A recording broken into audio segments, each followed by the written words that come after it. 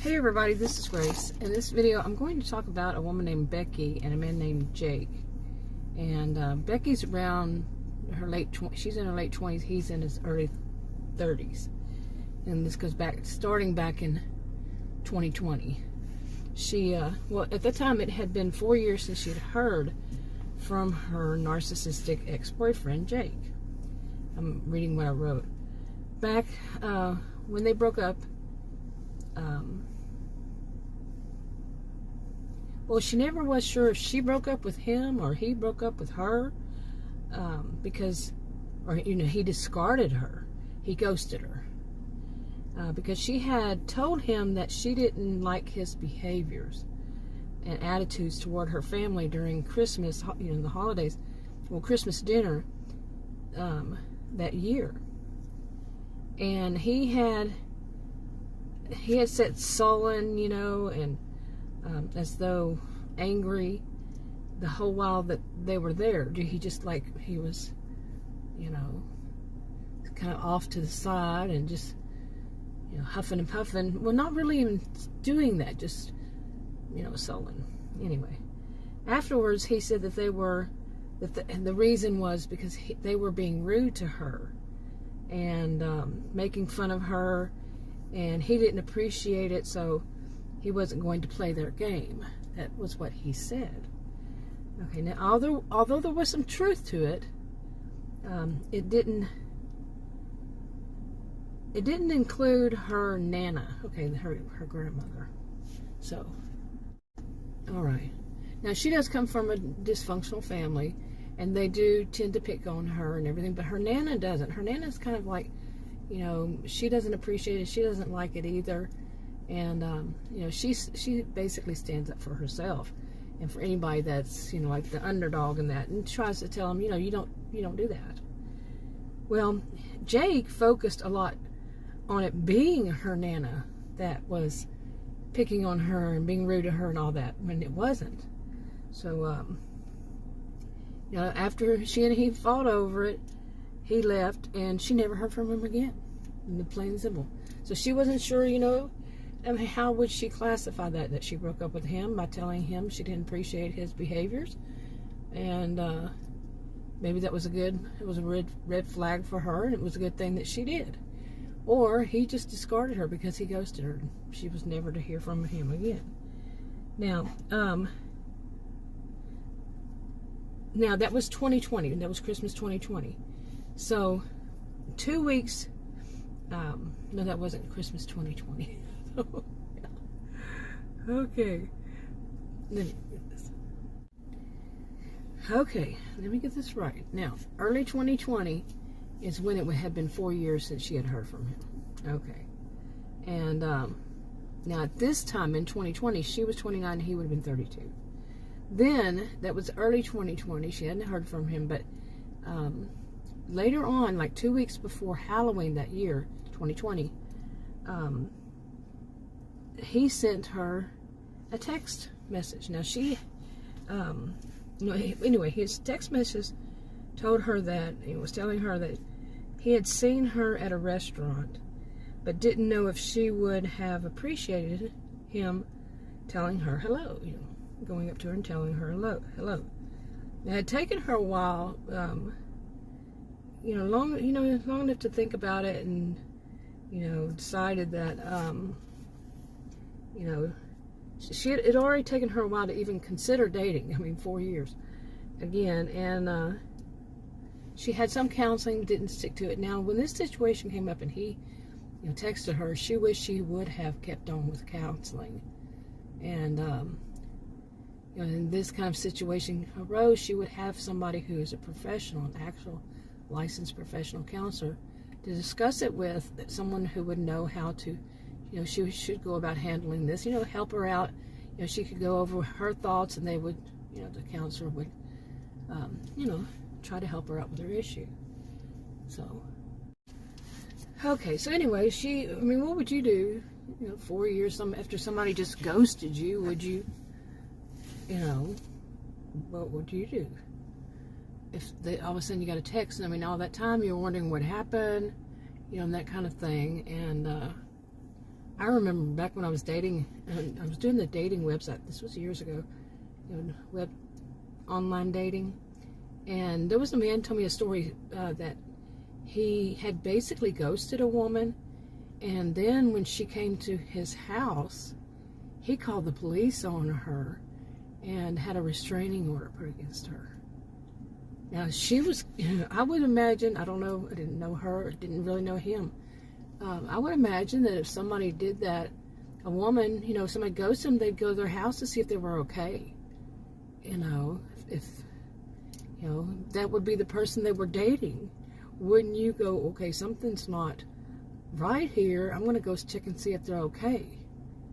They're not answering their phone or whatever. I mean, to me, that would be logical. It's not, he said she was stalking him. Yeah. And actually, I heard that from more than one man. And back when I was dating online, I heard, doing the online dating, like I said, years ago, I heard so many of the same stories from men that it kind of made me wonder if I really even said back then that they all seemed scripted, about, I met this woman and she didn't have any teeth. When somebody starts talking about looking at your teeth, big red, huge red flag. And even what the connotation, if you studied history, I don't care who it is. But anyway, the same kind of stories. She was too big to fit behind a booth and inside of a booth. And she was, all these things negative about whatever woman they met. And the same stories over and over, different men. Yeah. So anyway, what would you do? But anyway, as far as Becky, she wished she had continued counseling. And, because what the thing was, she really wanted to answer his text. And, she really felt like she needed somebody who was knowledgeable, who's licensed, who went through the programs, all the practicum, all the classes, the bachelor's degree, the master's, the PhD, the whole, pre-practicum, practicum, being tested years and years, and actually achieving the goal, and being supervised, and so on and so forth. She wanted somebody like that. Not just anybody. She wanted somebody like that. So she did, but she just stopped. She just, just stopped. And so she realized, that since she wanted to respond, that would have been somebody, her counselor would have been somebody good to talk it over with, so she could go through and, truly heal, start to heal again. Not again, but to heal, and not have that reaction of wanting to respond. But anyway, she waited for a few days, for days, and before she decided not to respond to Jake's text. So, she, still it wasn't enough to clue her in. Hey, you need to go back to counseling. Okay, just, she felt it, but then she just said, I'm going to ignore it again. The whole thing, she's not processing through. So anyway, the county where she lives, that she and Jake live, Victorson County, Texas, it's kind of secluded from other counties. There's one little small one underneath it, population-wise, but overall, it's they buy their same stuff, and they buy their items as much as possible from people that make them within the county. They don't like to have too much to do with other counties. The closest big city is like 2 hours north of the foremost northern part of the county. Anyway, right over there, like I'm pointing to it, the northwest part is where they have festivals. And what they do, it's a place that doesn't get very cold, so they can have them year round. But instead they have one for every season, and they have a singles dance, a singles party, like a Halloween. They have the Halloween festival, and then like all the kids go home and all that. And then afterwards they have one for singles, singles mix out of the festival grounds and all. And let's see. I'm reading my notes here again. Okay, anyway. So she went to that, she had, had a hard time even thinking about dating, but she went ahead and went to this one, around, it was a Halloween one. That one they do mainly Halloween, that kind of, the whole thing in fall and Halloween mixed together. And she went, well, the problem was, so did Jake. Okay, now he hadn't shown up before, or she hadn't run across him, but this time, yeah, there he was. Now, to me, that would be, is he stalking her? Okay, so anyway, what would you do? What would you think? But anyway, I want to get this part of it out. It's a part of a series of hypothetical fictional stories, and they're copyrighted to me. Read the disclaimers below this video on YouTube. And I'm going to get deeper into this with about Becky and Jake as examples of what can go wrong.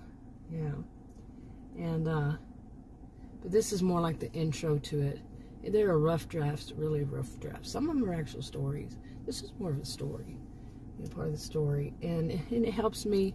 It's like a voice recording. It is, and helps me to organize it and see what I needed to leave in, what I need to take out, like the whole thing of, wait, how many years ago was it?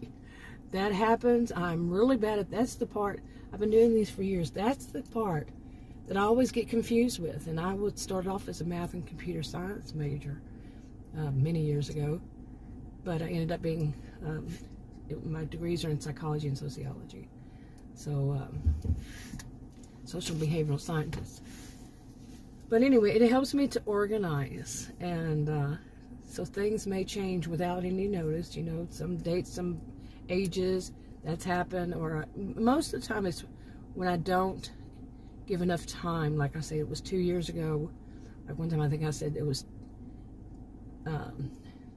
2 years ago when it was 2 months or something, and that happens. But it helps me to organize them. Anyway, I thought I'd get this one out. Talk to you on another video. Bye.